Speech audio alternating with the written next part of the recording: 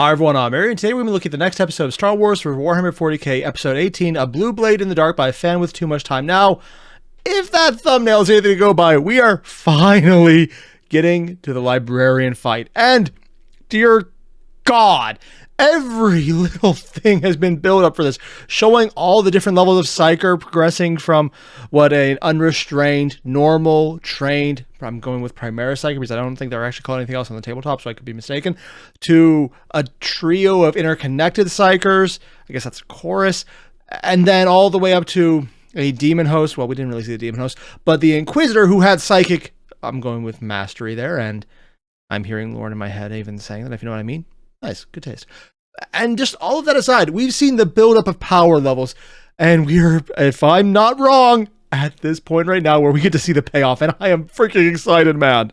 And if I am very wrong, and that's not in this episode, I am probably going to enjoy it regardless because I'm easily pleased, and fan does good writing. But I will just be a little bit on the side of like, ah, dang. Just a little bit, but it'll be there. And that little bit will count. I mean, for nothing, but it's a little bit of nothing that I will have. Yeah, I got weird on this one. I know, weird. Me. Who'd have thought? You guys know the deal. There's a link below to the original video. Hit it up. And let's get started. Ooh. Ooh, a progression of notes on a piano? That was not something I expected. Sets an interesting tone. Like, we've had background effects before, but... Wait. That sounds like a blue blade. Going with In the Dark is going to be in all black lettering. Taking a while to get there. In the Dark. Ooh, I like this beat in the background. No idea where it's from, and... Safran and Delis stomped down, the force of his falling foot sufficient to crush Ceramite into powder. The Jedi beneath him, a young human woman with black hair and pale skin, threw her hands up, shielding herself with her arms, eyes wide with helpless panic. That's not gonna help, is it? Olenna! Yelled another one of the Psyker warriors, thrusting his hand forward, shoving her, sending her skidding we're in the away Space just Marine before the librarians. armored foot of the His Space perspective. Marine fell onto her frail body. Safran turned to face the interloper, Plus, that's the only way they would a know his brazen name, yeah. man with defiant blue eyes which burned brightly with the reflected light of his azure blade. Oh. The librarian grinned at the man, raising a hand crackling with power. Okay, one. All gold. I'm assuming because he's channeling some kind of power just doing it, light show-wise. Interesting choice. That said, I kind of like how these are special visuals specifically made for this. Made by fellow fan Kubik Karatko? I'm probably butchering the name. I mean, it's me, so yeah. Pretty sure he did the previous one for the Ahsoka episode as well, which, admittedly, were really damn nice and helped the visualization process. More importantly, is this a flashback to when he took out the first group or when Obi-Wan was engaging? I'm going to assume Obi-Wan, but I could be very wrong here. It's been so long, I actually forgot a lot. But drawing it back a fraction of an instant later, the limb barely avoiding the touch of three more sabers as the Jedi Knights regrouped after his last scattering attack. Oh. He kicked off from the ground, reversing the pull of the ship's artificial gravity with his mind. Oh, adding to of course the he could do speed that. created by his superhuman muscles and powered armor. The recovered Jedi poured into the place he had been like a living, flowing stream of robes and shimmering blades of light. They bounded after him, leaping with eerie silence, each one a Calambian Shadowcat bearing their luminescent fangs as they gave chase. In spite of his measures, they reached him before his feet could connect with the domed ceiling above them, falling upon him like neon rain. The librarian extended his soul, the probing tendrils of his thoughts colliding with the many tranquil surfaces of the minds who sought to end him. And crushing them?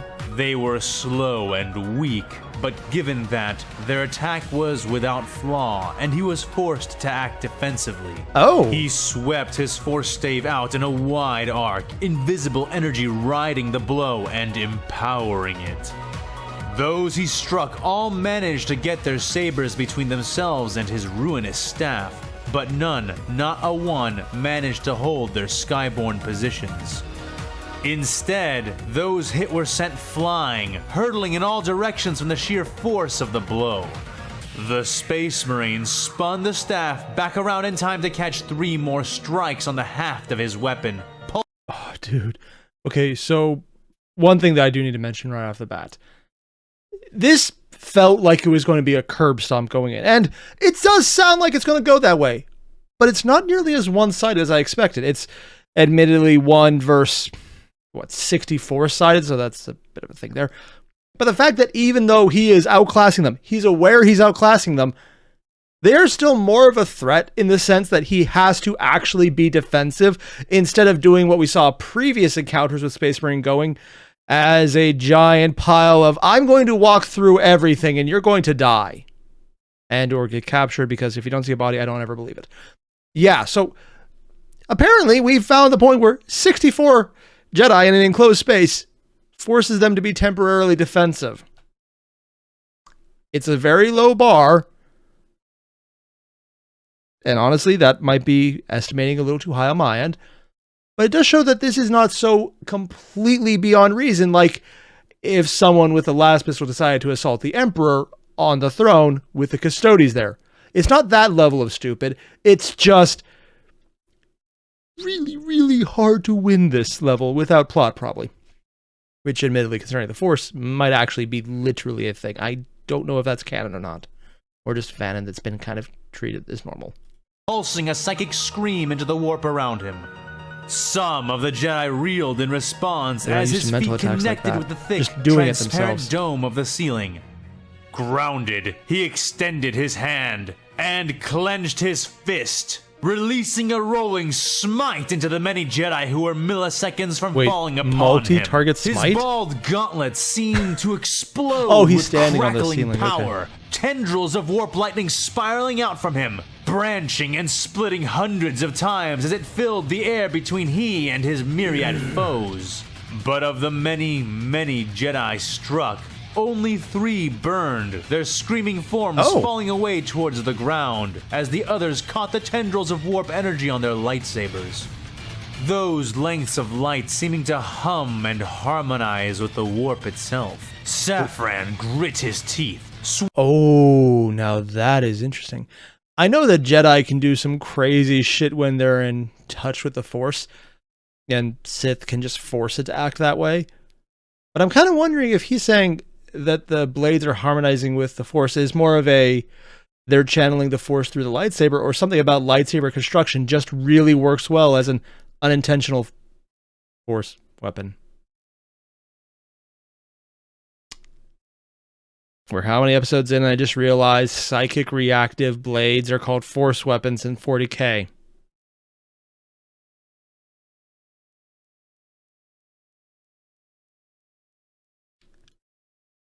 I'm judging myself for this one. There's really no excuse. I should have noticed that one sooner. Wow.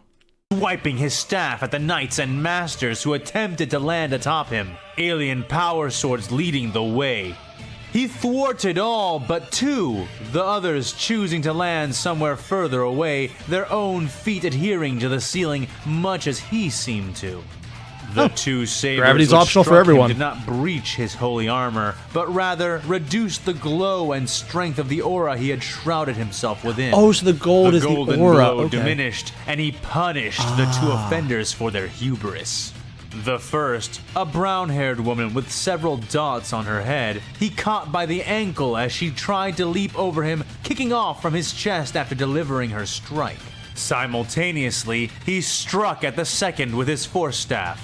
The woman in his hand screamed as he crushed her bones in his gauntleted fist, keeping hold of the ruin of her leg as he belted the other with attacks from his weapon. The second offender, a silver-eyed man with a silver cast to his skin, revealed his inhuman nature almost at once. His limbs waved oddly, weaving with his movements like the rolling motions of an alien ocean. I have absolutely no idea who this was. He avoided the first 2 strikes and parried the next 2 attacks with his red-hued purple blade. The odd, impish Xenos warrior smiled widely at the Astartes, rolling back into a more standard combat stance and fanning his own fingers. gesturing the Imperial Psyker to bring forth what he had. Dude! Safran did so, bellowing. Okay, no. I don't even know which Jedi that's supposed to be, or if that's just one that fan made up, but did they really do the come get me gesture? You just watched him slaughter a lot of other Jedi. You saw that he already took out a whole bunch more. Unless this is the first group, in which case it's just still stupid because he's crushing you. And you're just taunting them. I know taunting can be used to throw an enemy off their game. It's usually best used when you think you have a chance. I just gotta remind myself, not all Jedi were good at the war thing. This is definitely not one of the good ones. Laughter of his own as he swept in, striking. Also, I love that he's just laughing while he's fighting. Staff, but with the screaming, flailing body of the Jedi he had caught. The silver-hued warrior seemed much less eager to engage Safran during the Astartes' onslaught than his demeanor would have suggested. Clenching his teeth in sudden panic as he tried to parry only the stave and dodge the still living form of his companion. Oh, and just like that, he lost. The silver-eyed, many-jointed Knight of Jedi successfully evaded or blocked every strike Safran made without further wounding the Jedi the librarian had been trying to club him with, but had lost that slipperiness that had been saving him from a different kind of attack, as fear and surprise burst the tenuous bubble of his warped defenses. With his last, left-handed swing, the Space Marine tossed the screaming woman towards the man, and instead of retracting his hand, pushed another gout of warp lightning out through it. The howling Jedi was silenced as the bolt tore through her first, ripping up her body, scorching her flesh and robes black even as it tore her apart and sent smoking pieces of the once living Jedi scattering in all directions. Damn. The silver-eyed Jedi lasted marginally longer, catching the bolt on his reddish blade as it rent its way out of the dead knight's mouth. But without his emotions in control, the blade's harmonic ring was not enough to catch it all.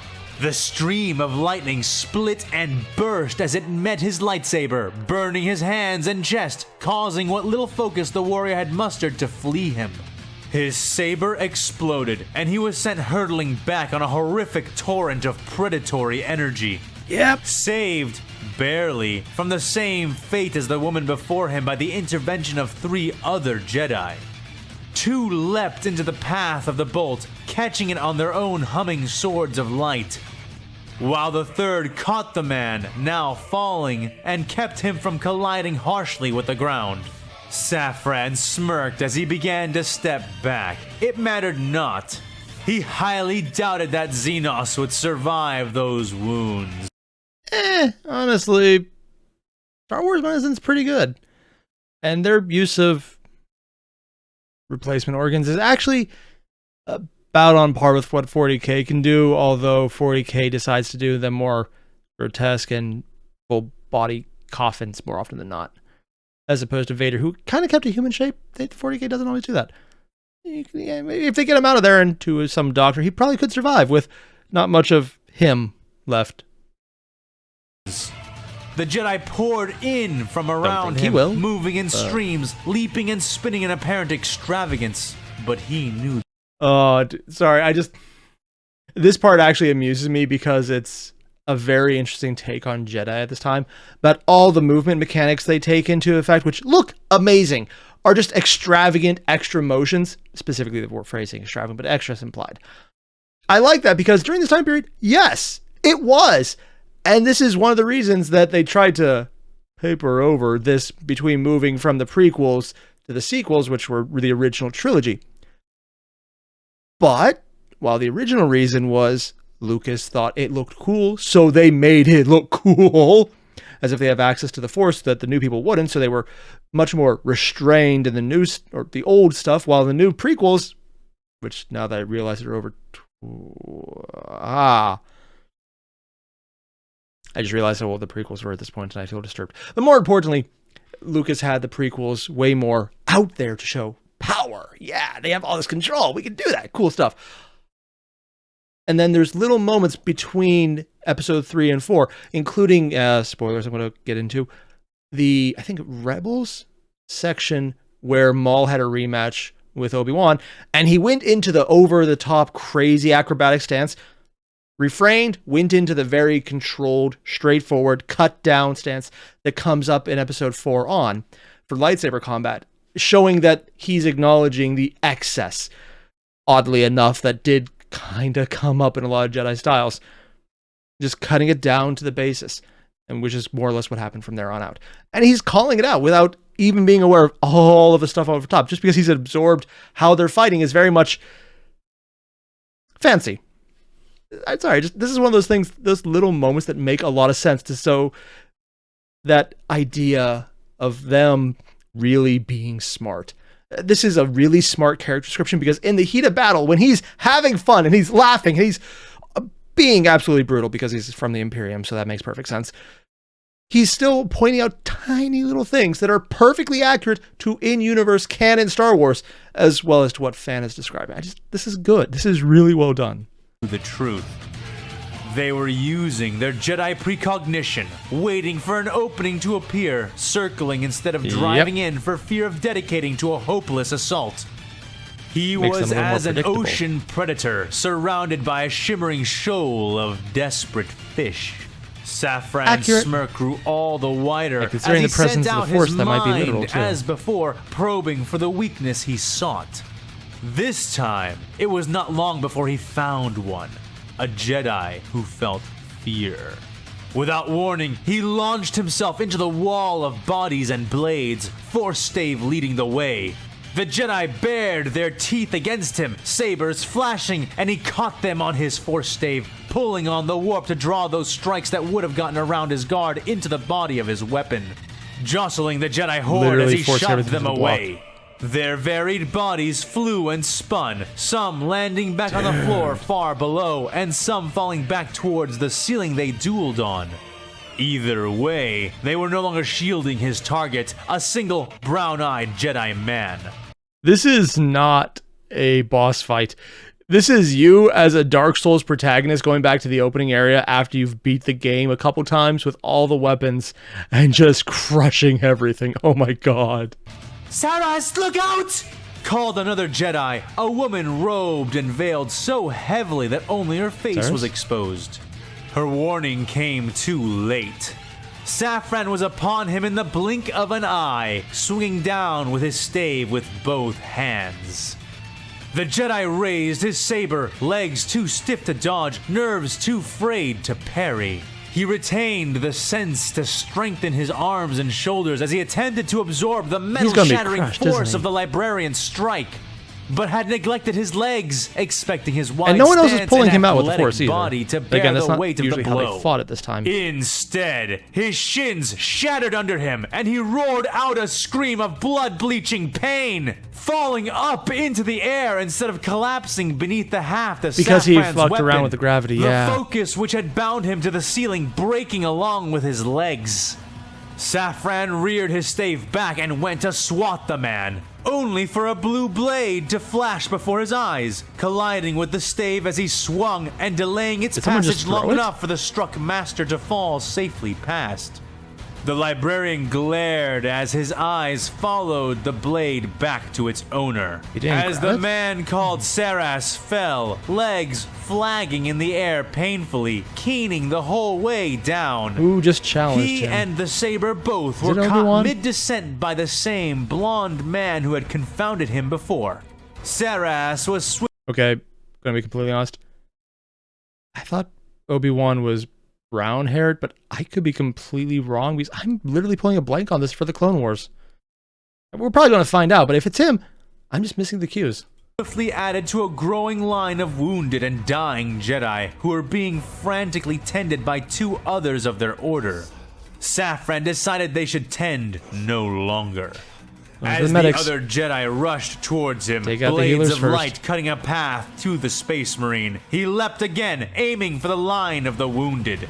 He fell to the steel deck plates like a psychic comet, smashing the metal beneath him and rising almost without pause, rearing to strike the first of the Medicaid knights with an empowered swing of his staff. Like normal, non-mohawk hair. Back, eyes wide. I know this is a weird thing to point out, but all art is either bald, shaved, and you can tell, or just mohawk. And this guy just has close crops, but not bald or shaved head.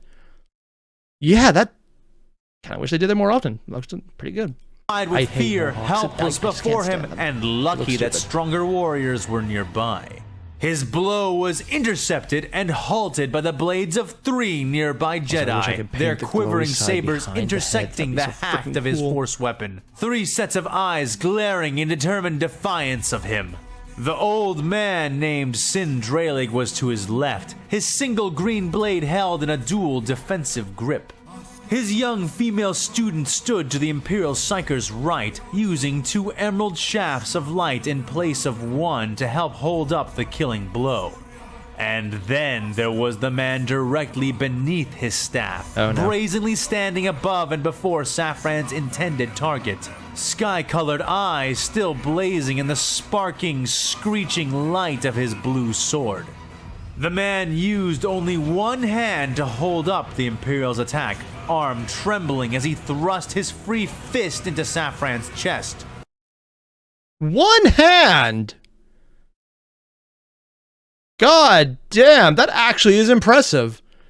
Considering we saw one guy who was slightly distracted was, well, literally shattered at the shin, and he's just tossing people around. Jedi do not have a strength advantage here, so holding off an attack one-handed, force-assisted or not, is damn right impressive. Cool little addition there. The blow carried with it a stream of raw concussive force, and the librarian was sent skidding back. Safran would have rebounded towards the 3 interlopers, but the sudden rain of falling Jedi all around him caused him to disengage. At least not in Attention combat like redirected to the many new opponents rushing to face him. Safran could not help but reflect as he began to pound into the wall of sabers that now assailed him. He had been a librarian of the Crimson Razors for nearly 3 centuries. And despite the falling prestige and regard his brothers afforded the Librarius and Psykers in general, his record had been one of undeniable progression in both power and feats. Now he stood as an epistolary of his chapter, and in his long years of service, he had been gifted with the privilege of battling and besting many foes in the Emperor's name. In fact, it had become an intellectual hobby of his to study his enemies and, when combat was joined, compare them to one another. So it was with the... Are you kidding? I'm not even surprised, because what he's doing right now is literally taking a bit of time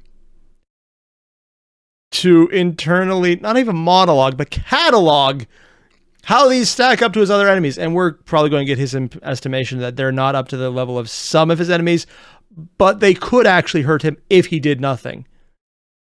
Which is probably the only way they're going to get out of this if he decides to let them at some point. A veritable swarm of Jedi he now faced. He does still seem like he's not going all out, he bore was little more than a glowing blur which danced across and around his body.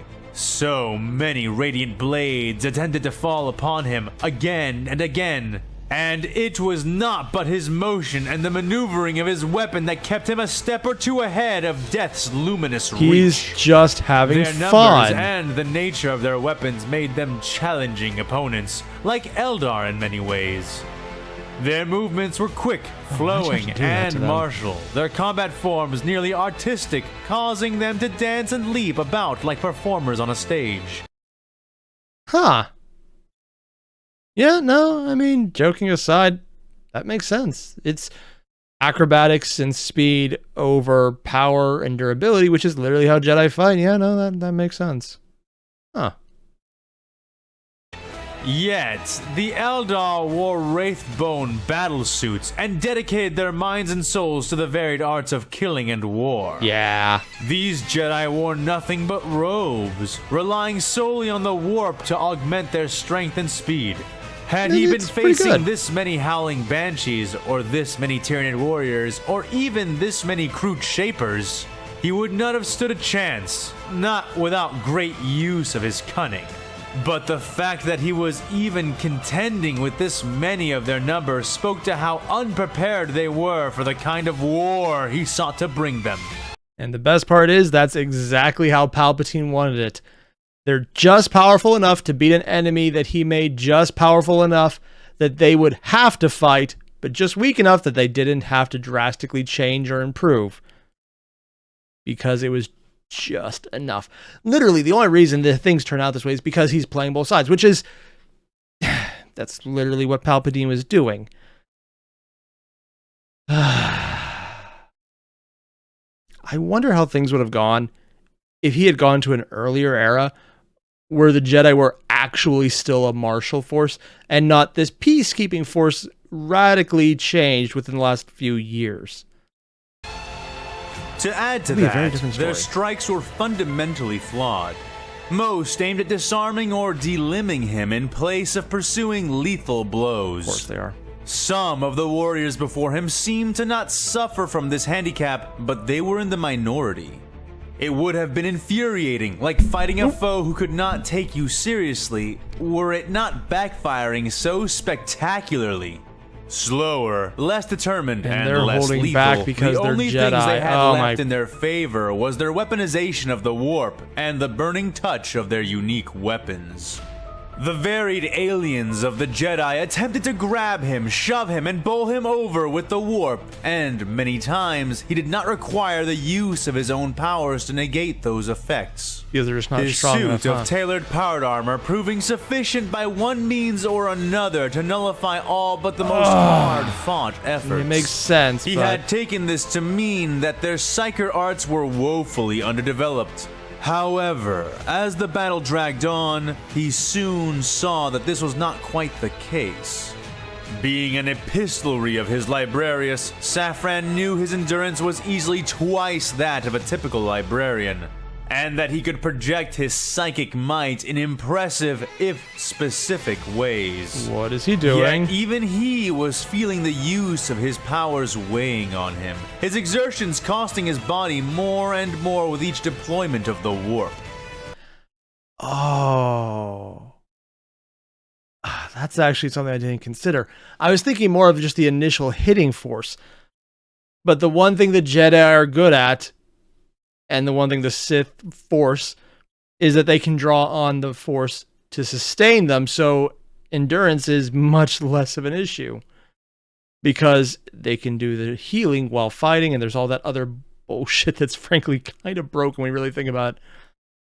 Where the librarian is very much taking the warp and making it his bitch, because anything else would literally eat his soul.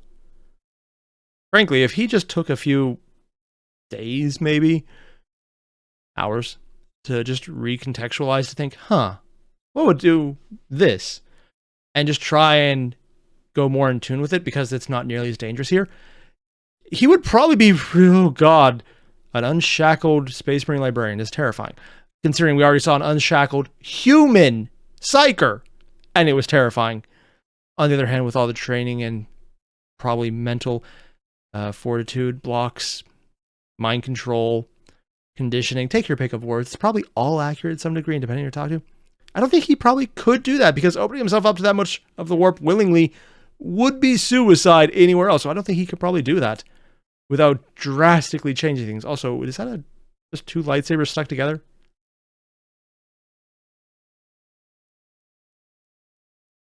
Not even gonna question that one.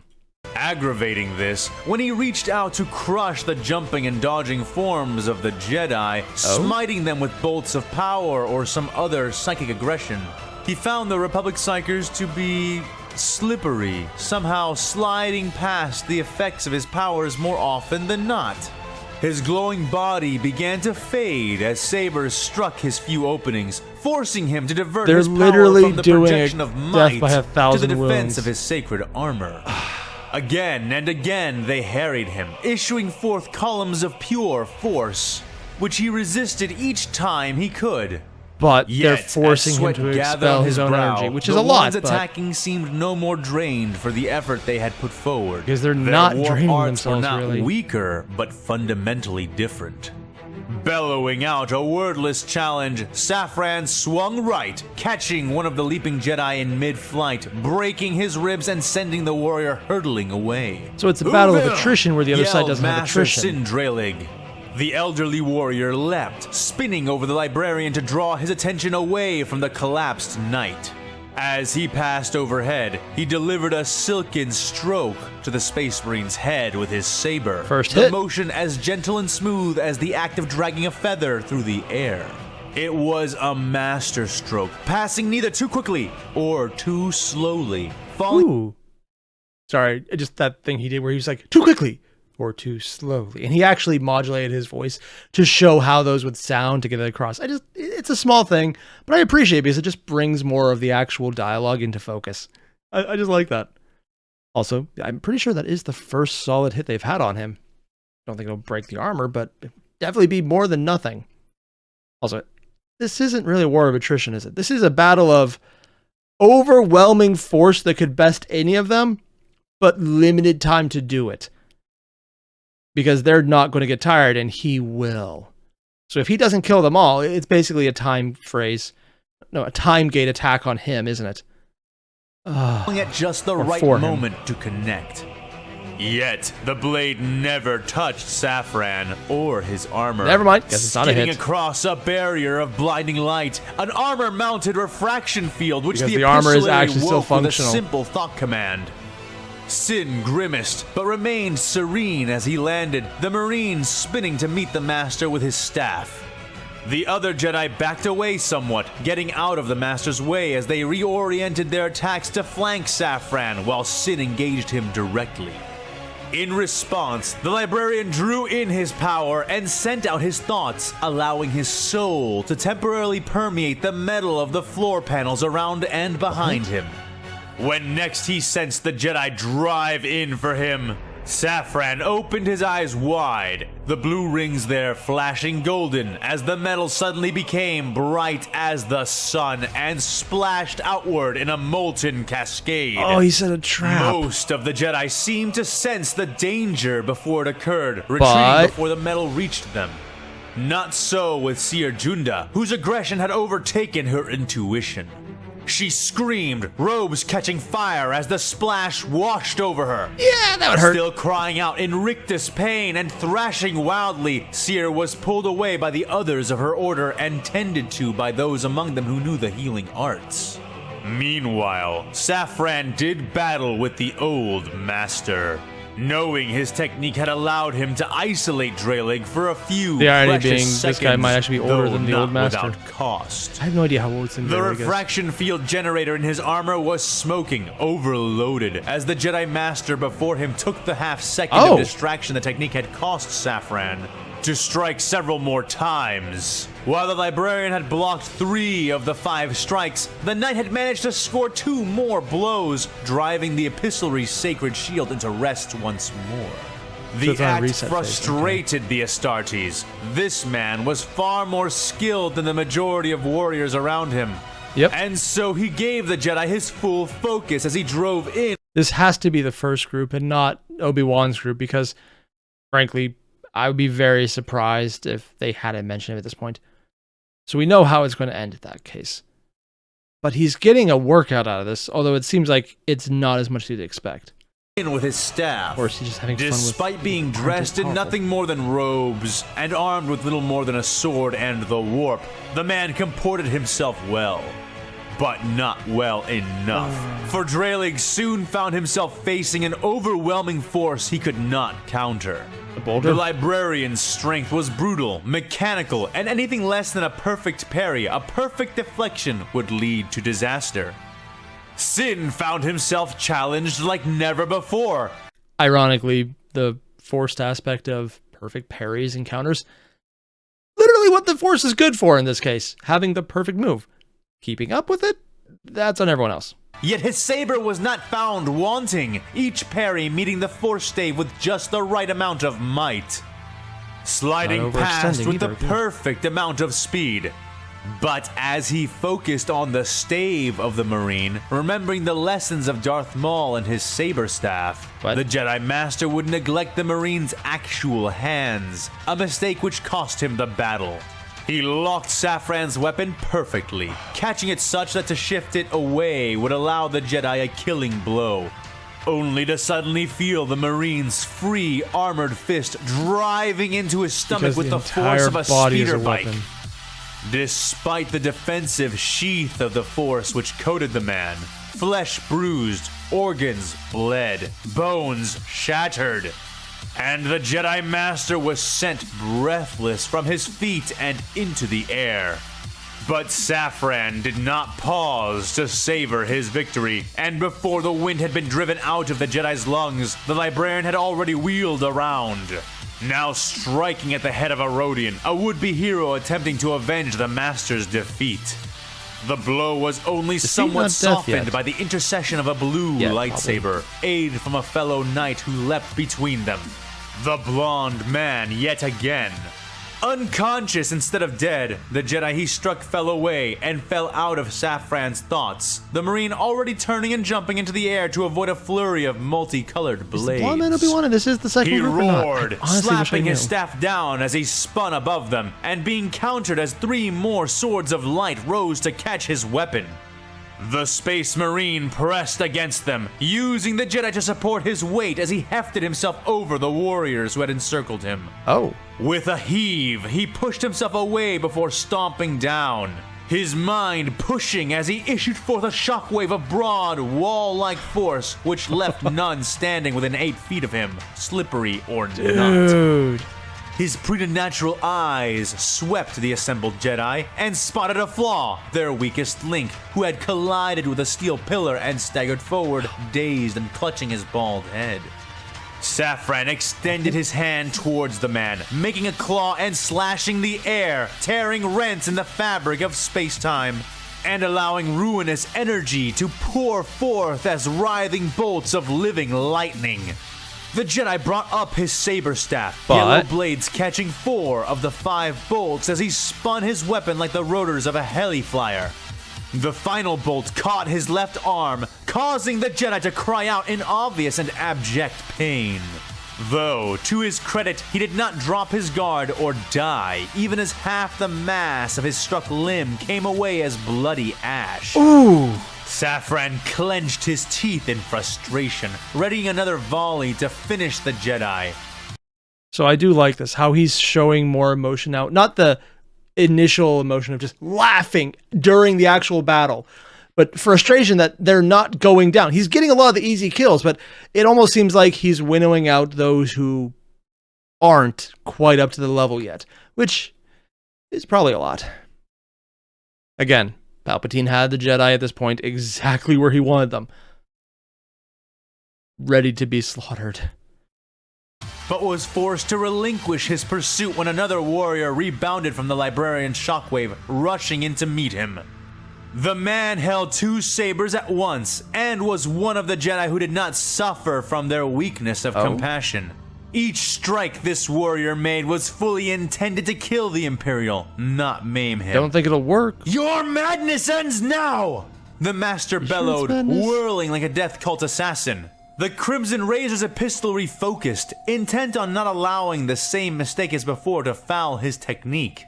This time, as the Jedi Knights charged him from all sides, with Master Malicos leading from the front, Safran chose a different tactic. He drank in the warp once more, siphoning it into his body and mind, flushing himself with it.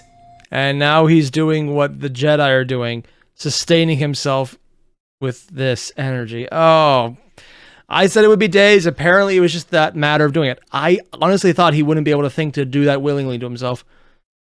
But yeah, no, apparently he's been around long enough that those kind of conditions that start initially of, hey, you don't fuck with this shit.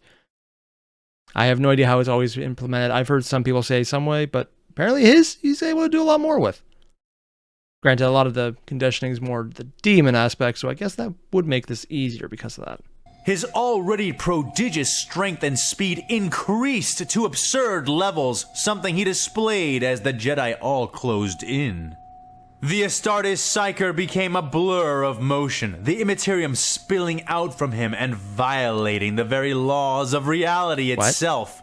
He blocked, dodged, and countered, dedicating himself fully to defense as he remained within the center of the storm of Jedi who raged around him. They could ever keep up with. He knew he could not last, knew he had put himself into a grinder, and that he could exist no more than a few seconds under such a prolonged assault.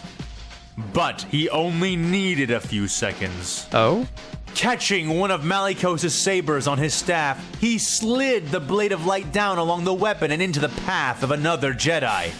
Neither one of them was quick enough to avoid what would happen next.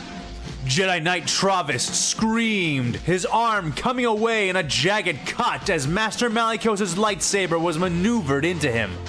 Malicos and the others were stunned by the sudden turn, affording the librarian the opening he had been waiting for. Safran released his staff from his left hand, swiping it out wide with his right arm while his left arm extended out to grasp one of the leaping warriors by the collar. His right-handed swing screamed through the air before it connected with Master Malicos, but was parried again. This time, however, the Jedi was caught utterly off guard in his left hand, made to take off his arm, but Safran never paused to give her the time to act. Throwing the Forceborn warrior into the metal ground and swinging down his stave to crush her flat against it. She was saved from an insect's fate as an airborne blue sword of light intercepted the librarian's strike and managed to resist and divert his strength away to one side. Did they shoot him? Yet even so, the Jedi on the ground was clearly not fit to fight any longer, and as such, was forgotten less than a second later as Safran continued his ceaseless assault and counter-striking. I mean, I get why he wouldn't waste the time to finish off an enemy. On the other hand, I'm kind of surprised anyone from the Imperium wouldn't try and finish off an enemy. Just for the sheer fuck you of it. I mean, it's very pragmatic. But I didn't think the Crimson Warriors were a very pragmatic chapter. I thought they were more of the gung-ho chapter. Maybe or maybe it's just him. Maybe he's just like that in the fight because he's recognized that while he can be a lot stronger than them, and he's at a baseline way stronger than them, if he lets it drag out too long, they might eventually get an advantage, which admittedly they don't have yet. The golden glow completely faded from him. Like the that. power needed for it expended as two more sabers glanced off his back, reflected by the power of the librarian's mind alone. Safran could feel acrid sweat stinging his eyes and running down his face, could taste it. He had not been made to dance this long in many, many cycles, and while the Jedi were sorry foes for him individually, they were just challenging enough to make him wary. Very few of their number remained after 5 minutes, kill his foes and really fewer fast, so they still don't put after him up in the front 7. lines much. But it was at the 8-minute mark that Safran truly realized that something was horribly amiss. Frustratingly, the answer to what exactly that was managed to elude his cunning for a shamefully long time. He was winning. He could feel that, see that. And yet, somehow, he was losing the sense that he had control of this fight. But why? From where was this sensation coming? The Space Marine reared up before stomping down his leg, quaking the entire orrery and shaking most of its occupants to the ground as his soul struck the metal of the ship, ringing it like a bell. The disturbance sent the remaining Jedi stumbling, a stagger he hoped to turn into a massacre. What are they planning, or what is he figuring out? Bursting the metal around those who surrounded him with a pained flex of his thoughts. Molten metal spilling out from where they stood. Damn. Infuriatingly, only one was caught this way, the others leaping away ahead of the sprays. And the single struck Jedi also leapt away and pulsed, releasing a wave of force from their body which freed them from the searing grip of the molten steel. Though none of them had died from that attack, the others were slow to approach, likely wary after seeing their stricken compatriot limping away, or, more accurately, the many deep burns which raked over their smoking body. Taking that moment to backtrack and look around, Safran scanned his enhanced eyes from side to side. The groaning, slumped forms of the Jedi he had been battling lay scattered about the enormous room. Some lying where they dropped, others leaning or sitting against pillars or walls. And he saw for the first time that nearly all of them had managed to remain alive. The Epiphany sent shards of ice into the veins of the venerable warrior. Because he's been going all out and admittedly crushing them. But usually when a Space Marine goes all out, they kill their foe. And a Librarian, way more so. But it's like when he mentioned he tried to catch their minds earlier, they were slippery. And apparently they're a lot slipperier here too. So even though they're not dead and they're not winning, they're still not dead. And he's just realizing the fact that he's actually got a very low kill count. I wonder if this is why he was all about capturing them in the last round. Huh. He briefly wondered if it was possible that he had been holding back, restraining himself without realizing it. The thought was laughable. When it came to dealing death, Safran barely understood the meaning of restraint. Growling like a canid, he shoved forward his palm in an exertion of power, blowing away the scant few combatants which yet remained before him. Two were taken into the walls by the sudden outpouring of force, and fell with heavy thunks, crushed but breathing, to the metal deck. In that instant, as he looked over who remained, both his mind and eyes simultaneously understood the true threat he had been facing, and that the battle would only earnestly begin now. What? In his memory, he could see it, the factor, the difference between the Jedi who had survived here and the Jedi he had murdered in the past. A single blue blade. What? Each time he had made to kill one of the Jedi, there had been a chance it would appear, saving his victim from certain death by interceding in the last this is the second group then. Moment. Safran had wounded, he had maimed, and indeed, many would yet succumb to the damage he had dealt. But few lay still, never to rise again, as he had been denied by the blue blade his rightful glory. And there, before him, not in his memory, but in the sight of his true eyes, stood the bearer of that blade. A Jedi Knight, a human man. He had seen him time and time again, but only now took true notice. And that answers my question of which group we're seeing. This is not a flashback. This is the fight itself going forward. And I love this right here. Him recognizing Obi-Wan being the deciding factor here. And this is something I heard a fan talk about in some of the previous after sections that he went into. And basically talking about how there's only really two light side Jedi right now. Ahsoka, who oddly enough doesn't even count as a Jedi because she quit, and Obi-Wan, because everyone else has kind of gone into the rage. They're into the battle madness. They're into the slaughter of it. Anakin is about to go Vader. He's considering that, well, not, I was going to say Darth Maul, but no. Everyone has basically given in. Yoda has given in, which you see evidence of in episode 3. And all the other aspects. Even Mace Windu is basically giving into his own rage. And there's more about that. He goes into details on. So the only big difference here is one of the only Jedi who's following the will of the Force, not trying to go for the kill, not trying to aggressively attack. The Jedi who's actually probably listening the best and using it to protect people is the one who's making the biggest difference right now. I love this. Because it's just showing he's got the best connection to the Force because he's actually carrying through on being a light side wielder as it should be. All the rest have kind of gone their own path, which, yeah, it's still a thing. Granted, this interpretation very much changes based on authors, but I think this is closer to how fan is interpreting it. And I like this because it does show him just being there to save people, him just being there to block at the right time. It just doing that much is changing this a lot. He's not able to, or Safran is not able to slaughter everyone because he's being prevented just in tiny ways. People are still getting hurt and he's not losing, but he's not able to win as much as he previously did because they didn't have someone like Obi-Wan. I love this! And this reveal, that understanding of, oh, He's now aware of something that almost no one else is going to get. Because the entire fact that Obi-Wan's probably doing it better than everyone else is not really a thing they think about. He's just one of many Jedi Masters.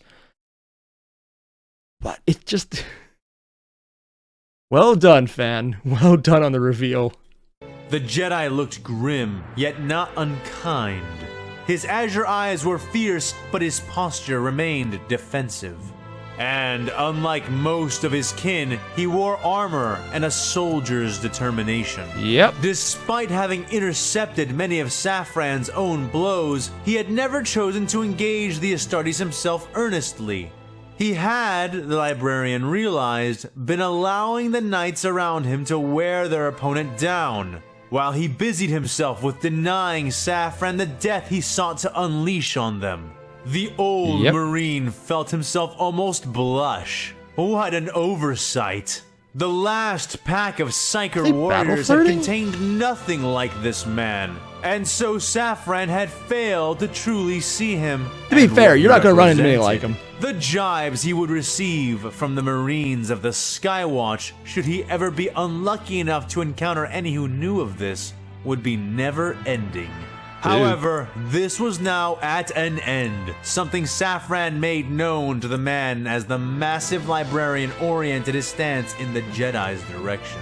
The blue blade-wielding master seemed to notice the change and raised his free hand, drawing the attention of the remaining Jedi he fought beside. "Sarah, hold back now. Gather your strength and tend to Master Drelig," he said. You can't be serious." The knight named Sarah Is he gonna one-on-one this panting bit? hard, her arms drooping as she tried to hold a combat stance, her twin sabers of green humming beneath her. The Marine grinned at the two Psyker warriors and began to stride forward. Ben, what are you doing? Are you gonna I was gonna say, are you gonna Obi-Wan him? But I was like, oh no, wait, that's actually Obi-Wan. That makes sense. Oh no. Darth Vader v Obi-Wan, the rematch. Becoming one with the Force. Yeah. I hope it doesn't go that way. Because I honestly just want him to be in the show a little more than that. But I hope it doesn't go that way. Please don't. It's Obi-Wan. He would play the sacrificial play. Forward, no. heavy, smoking boots thunking loudly against the floor. "I am, and I have no time to argue. You are exhausted and you are not yet Master Draelig's equal. Go to him. Make sure he lives to finish your training," said the blue-eyed master. Sarah hesitated, saying nothing, but reluctant to admit defeat after having made it so far. Safran did not slow. "Now, Sarah!" the master snapped, and that seemed to be enough to push her to obey. She gave a quick nod, deactivating her blades and turning back to run to her master. Safran nearly went to pursue the woman, but was held back. Seeing the remaining Jedi's stance shift subtly, and feeling the cold promise of a sudden premonition. Had Safran given chase just then, the night before him would have destroyed him in 40 of 78 futures. Foresight as Perhaps well. An intricate deception by the Jedi he now faced. Some form of warped trickery Safran had yet to encounter. But just the chance that such futures could have come to pass was enough to give the veteran Astartes pause. Wait. So that wasn't intentional future sight. That was just accessing the Force the same way the Jedi are to get that future sight. Would that imply that the longer they're in this world, the more their powers will adapt to it because it's just a completely different source to draw on? I mean, it's the Sea of Souls, and there's a lot of different souls here. And they're adding to it? I don't know if that's the interpretation fans going for or not. But it definitely seems like he's implying a lot more here. Because in 40K, you get random flash of the future when something is fucking with you. In Star Wars, you just get that every now and again. It's just a thing that happens with the Force. You are skilled in the art of defense. Defense of others. Oh, is he talking out loud now? Defense of yourself. The Blood Angels would likely value such arts as those you display. The librarian said, edging to the left of the man, watching as the warrior before him moved to the right in response. Saffron eyed the warrior up and down, absorbing the details of his movements, learning him even as he did the same back. The Jedi grinned a sour smile at the librarian, sweat sheening his face as well. Clearly, part of the reason he had not engaged Saffron was because simply defending his comrades had been all he could manage to do without exposing himself to the very danger he sought to mitigate. Had the man borne the benefits of powered armor, had he been a space marine himself, his potential would have been catastrophic. As of now, it was just enough to make Saffron eager for the contest that was about to begin. The only thing I'll say is that if any of that had been the case, Obi-Wan wouldn't have been Obi-Wan, and frankly, that probably would have been worse. The best parts about him are actually outside of the power. Personally, normally, I'd take that as a compliment, but coming from people like you, I'd prefer to remain as unvalued as possible.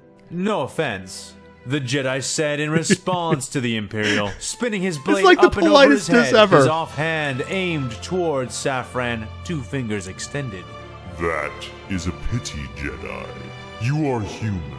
I can smell this, see this. He probably actually can't smell it, too. There may be much we might learn from one another. If you submit yourself before the Emperor, I cannot promise safety for your Xenos associates. What is it with people throwing around Force Lightning or Warp Lightning, making ultimatums like, join me?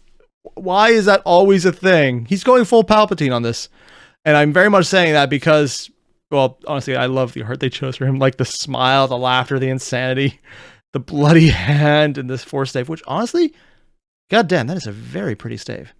Like the lightning cracking around him. It's just, there's no way fan didn't know exactly which sections of Star Wars lore this would echo. It had to be intentional. Nor kindness to your apostate witches. But there may be a place for you and your skill if you show the wisdom to submit. Said Saffron. The Jedi scowled, and Saffron wrinkled his nose in a cruel smile. They both understood that the Marines' play at civility was all but an open insult. Thanks, but I think I'll pass. I've only ever had one place, and trust me, if you are any indication, then your Emperor would make a lousy Jedi. I doubt the Council would allow him to join the Order, so it's out of the question that I could train him. Oh, wow. Okay. In terms of insults, he just skipped up all of them.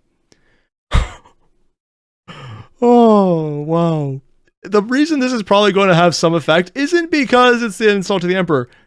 It's that he's probably not even bullshitting right now. And just the sheer, I'm not insulting you too badly, am I? Is the most insulting fact. Oh, goddamn. Obi-Wan is fire. Saffron bore a hideous grin and stepped closer, hatred pouring from the Astartes in nearly palpable ways. Yep. I doubt you could train the least of my brothers, even were you willing. However, that's ridiculous. I am not such a miser as you. He growled, drawing in the warp, his battle-crafted flesh tensing within his armor as he filled himself with the ruinous powers of the Immaterium. Come closer, Jedi, and I'll teach you something new. You're cutting around? Mace looked around at the survivors of his assault. You just... Yeah!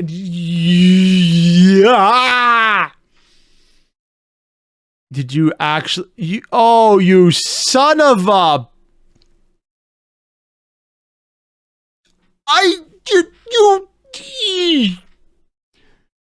Fan, did you literally go up to this point just to show the librarian crushing the Jedi, but not being overwhelmed or able to completely overwhelm them, just mostly overwhelm them, to build up to the fight, to give us another cliffhanger in the freaking episode, not even at the end of the episode. You're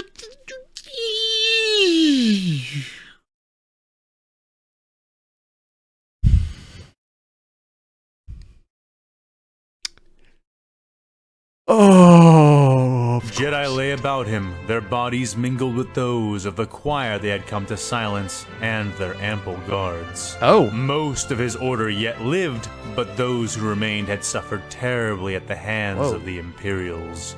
Here, Master Windu had discovered that, to the Imperium, those skilled in the use of the Force were little better than communications relays and weapons. Accurate. This had been demonstrated with horrifying potency during his attack on their communications hub, where Force sensitives called astropaths sent telepathic communications to and from different choirs.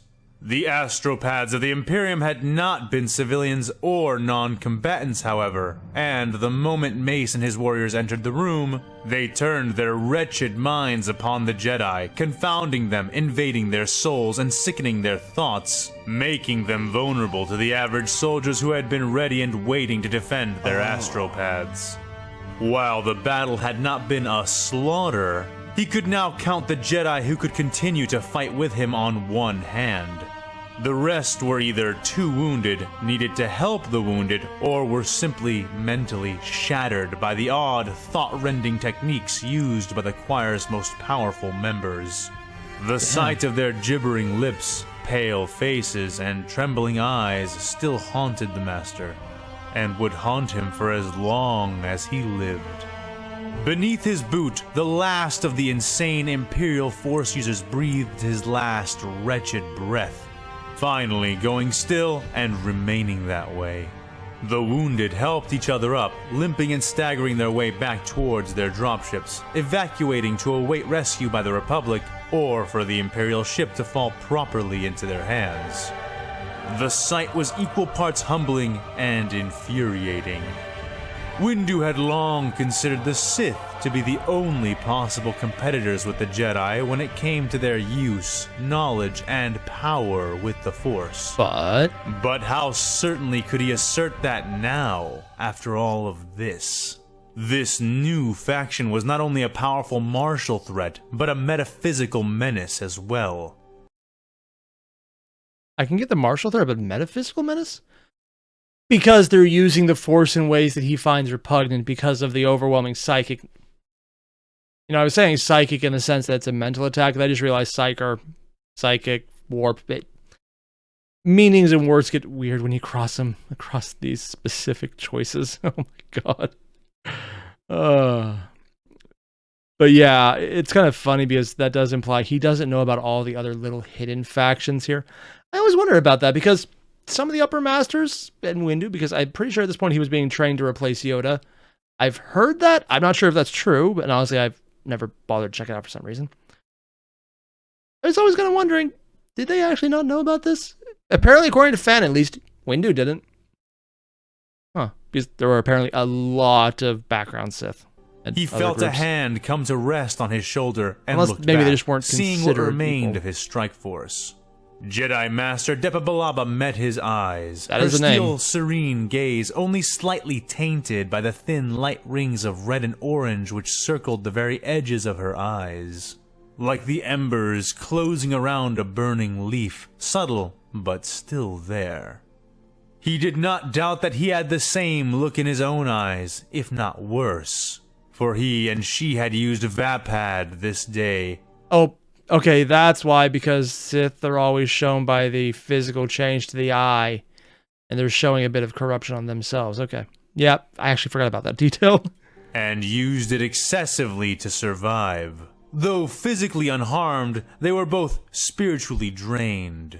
But Windu was under no illusions, and the battle was far from done. All over the ship, the strike forces of the Jedi were encountering resistance, the Imperium having either adapted to their assault or deployed adequate forces to stall or counter them. Damn. Many strike forces were now broadcasting distress throughout the ship, some more intensely than others. And some probably stopped now freed of their primary objective and needing to link up with a larger force. It was time he and his found a group nearby to aid and ultimately lead to the bridge. Deppa's grip tightened slightly, and he laid his hand over hers, giving a squeeze of his own, letting her know he was still present, still thinking. Looking beyond her, he could see Jedi Master Nu standing straight-backed, a long rectangular box slung over her shoulder on a strap.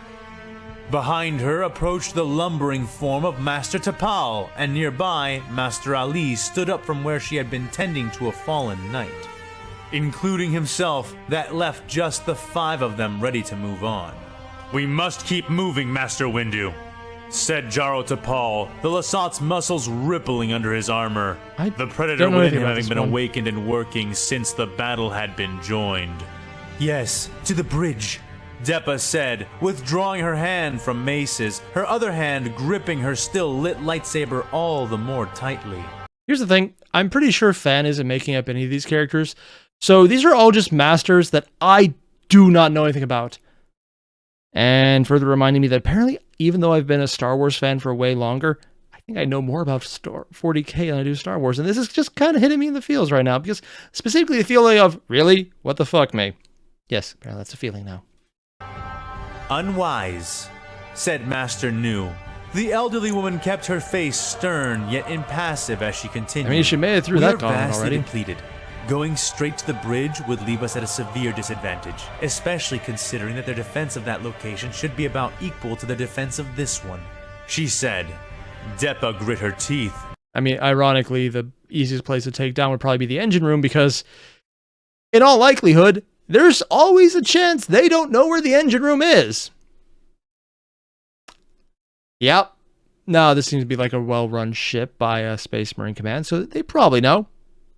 But that's always a question you need to ask in 40K, because sometimes the answer is, we know we were traditionally told it was here, and we've let all the menials deal with it. And that actually might be the answer. Doesn't sound like it in this case, but it could be. But Windu raised his hand, forestalling any response.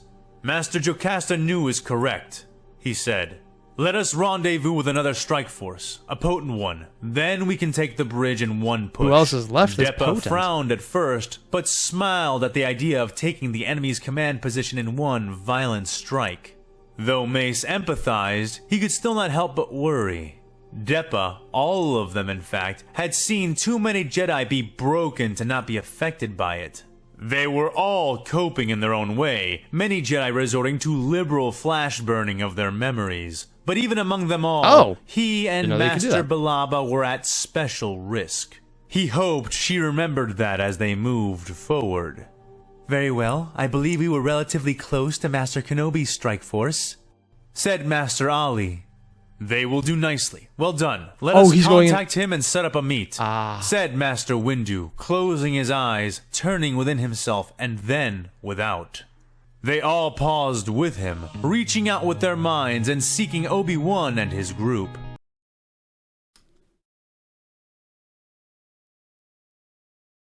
Van, are you going to distract Obi-Wan by Mace Windu reaching out to him telepathically during a fight?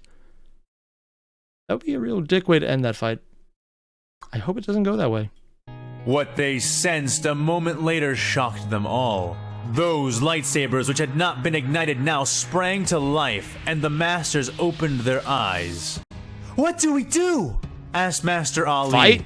"The answer is as clear as the path laid before us. We go to them, we confront whatever menace this is, and we fight." "Oh, what does he look like in the Force?" said Master Tapal. Jocasta and Deppa both looked definitely towards the Marine Mace, who librarian. only hesitated for a fraction of a second before giving a stiff nod. As Master Tapal said, "Let us go, now, before it is too late."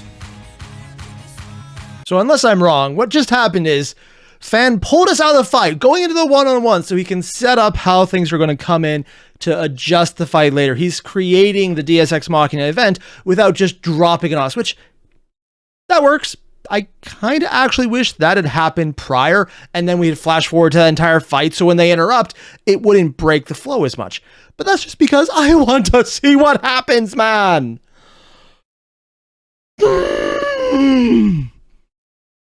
And I have not yet checked what the next episode is, because there is a good part of me that believes it's probably something completely different and not in any way, shape, or form related to this fight. And I'm just sitting here thinking, that's fine.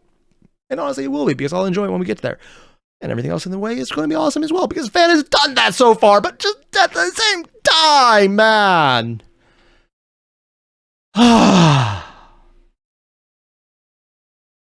Yeah. As you can tell, I have no strong feelings about this series whatsoever. Yeah. Honestly, Fan did a great job. This is fun. He made some very interesting characters. He put up a really cool fight scene. I love the music choice. And it just worked. It set the tone and shifted it from being kind of upbeat and peppy because the Space Marine was really having fun and playing with it to becoming more serious as it went. And he was like, oh, it's not going as smoothly as it feels it should. Or as the previous ones went. Because he's still crushing, but he's not killing. And as long as the Jedi's alive, that's not a dead Jedi. So this is cool. And eventually we'll probably see everything that'll come up next. And maybe a Windu versus Saffron. I cannot remember his name. Now I got Saffron stuck in the head, which is Spice, and not actually what its name is. The Space Marine Librarian against Windu, which would be interesting considering how Vapid interacts with the general evil of the Imperium. Huh. More importantly, this was good. If you haven't already, there's a link below to the original video. Hit it up. And I'll see you guys in the next episode because I really want to see what happens next. I'll see you guys then. Adios.